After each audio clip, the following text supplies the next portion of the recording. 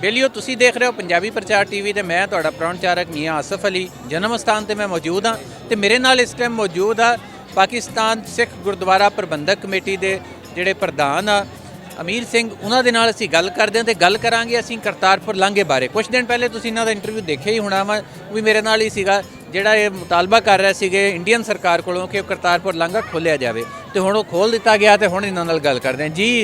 पहले तो अमीर जी मुबारक होवे बहुत ज़्यादा। मैं सब तो पहले समुचे जगत नूं एक तो गुरु नानक पातशाह की प्रकाश दिहाड़े दियां बहुत बहुत वधाइयां देना। और अज बड़ा कर्मा वाला दिन है, भागा वाला दिन है सिख कौम वास्ते कि अज करतारपुर साहब कॉरीडोर जो इंडियन साइड तो बंद सी, अज इंडियन सरकार के दिल में तरस आ गया और वो लांघा सिखां वास्ते खोल दिता। मैं कहना देर आए दुरुस्त आए, वो लांघा खुल गया और मैं बेनती करांगा कि लांघा जिहड़ा खुल गया ये हुण खुलिया रहना चाहिए। बाकी पाकिस्तान सिख गुरुद्वारा प्रबंधक कमेटी और पाकिस्तान की सरकार जिस तरह गुरु नानक देव जी का प्रकाश दिहाड़ा से बड़ी शरधा भावना नाल मनाना कर रहे हैं।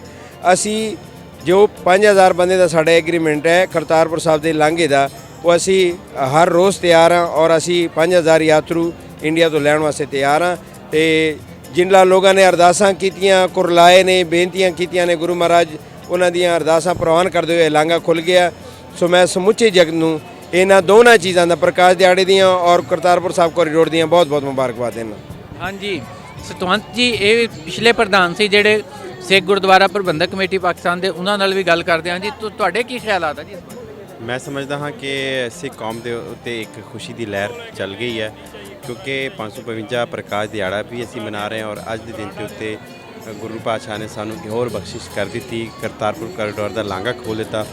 असी उम्मीद करते हैं कि इंडियन सरकार जिहड़ी है इस लांघे को हमेशा खोलन देंगे और पाकिस्तान गौरमेंट ने जिस तरह पिछले 18 महीनों को उन्होंने काबशा सी और सिख कौम के लिए हमेशा वो सिर फिर रहते हैं और असी भी चाहते हैं कि इंडियन गौरमेंट भी इसी तरह रहे और जोड़े सिख यात्री ने खासकर जोड़े दरबार से अमृतसर साहब बैठे ने वो डेली बेसिस के उत्ते करतारपुर साहब पहुँचन और जोड़ा साड़ा मकसद है करतारपुर कॉरीडोर का सिख यात्री पाकिस्तान के गुरधामां के दर्शन करन।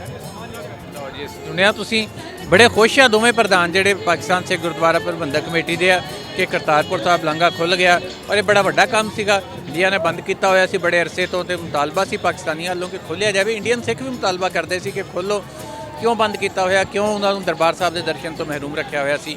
हुण 12 लोग खुल गया तो हुण हर कोई खुश आ, पाकिस्तानी सिख भी बहुत खुश आ तो इंडियन सिख भी खुश तो है ही आ। ज़ाहिर है कि आ सकणगे बड़े आराम नाल आके करतारपुर साहब के दर्शन कर सकणगे तो इस गल की इसे लिए सारिਆਂ ਨੂੰ मुबारकबाद दे रहे थे।